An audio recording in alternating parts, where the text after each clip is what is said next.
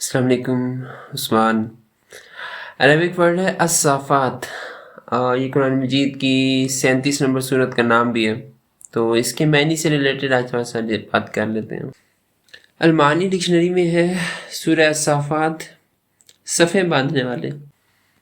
تحفۃ الغریب بما فی القرآن ازبی حیان اور الناتی میں ہے کہ صفف مادہ ہے اور اسی سے ورڈ صافات ہے، جس کا مطلب ہے اپنے پروں کو پھیلائے ہوئے۔ المحکم والمحیط العظم از ابن سیدہ الاندلسی میں ہے کہ الصفہ سے مراد ہر چیز کی ہموار اور سیدھی لکیر یا قطار ہے، اور اس کی جمع صفوف ہے۔ کہا جاتا ہے صف القوم یصفون صفا، لوگ صف بنا کر کھڑے ہو گئے، باندھ کر کھڑے ہو گئے۔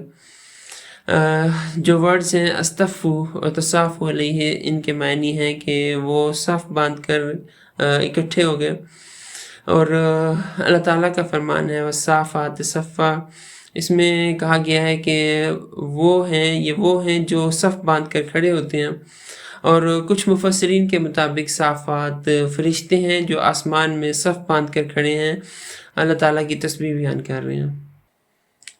تفسیر سعدی میں ہے کہ والصافات صفا، یعنی وہ جو اپنے رب کی خدمت میں قطاروں میں کھڑے ہیں، اور یہ فرشتوں کے بارے میں ہے۔ تاج العروس از مرتضیٰ زبیدی میں ہے کہ اللہ تعالیٰ کا فرمان ہے والطیر صافات، یہ سورہ نور 24 آیت نمبر 41 میں ہے۔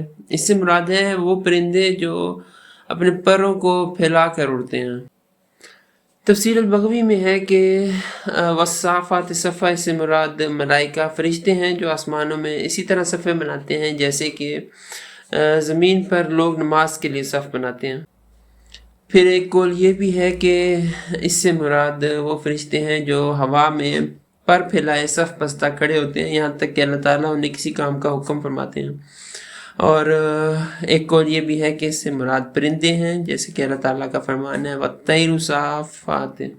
تفسیر القرطبی میں ہے کہ صفہ کسی جماعت کے ایک لائن میں ترتیب پانے کو کہتے ہیں۔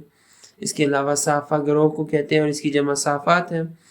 اور الصافات، اور یہ بھی کہتے ہیں کہ الصافات انسانوں کے مومن گروہ کو کہتے ہیں جب وہ نماز میں یا جہاد میں صفوں میں کھڑے ہوتے ہیں۔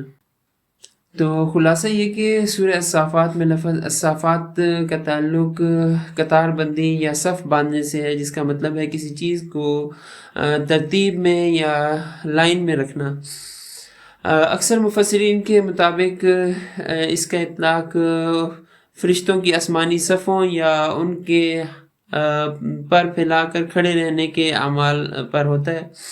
اس کے علاوہ کچھ مفسرین کے مطابق اس سے مراد پرندے بھی ہیں جو قطار بندی میں ہوتے ہیں، ایک قطار میں چل رہے ہوتے ہیں، قطار در قطار۔ اور کچھ مفسرین کے مطابق کچھ اقوال میں یہ بھی ہے کہ اس سے مراد وہ اہل ایمان بھی ہو سکتے ہیں جو نماز یا جہاد کے میدان میں صفیں باندھ کر کھڑے ہوتے ہیں۔ تو یہ تھا الصافات کا معنی مختلف ڈکشنریز اور تفاسیر کے اندر۔ جزاکم اللہ خیر۔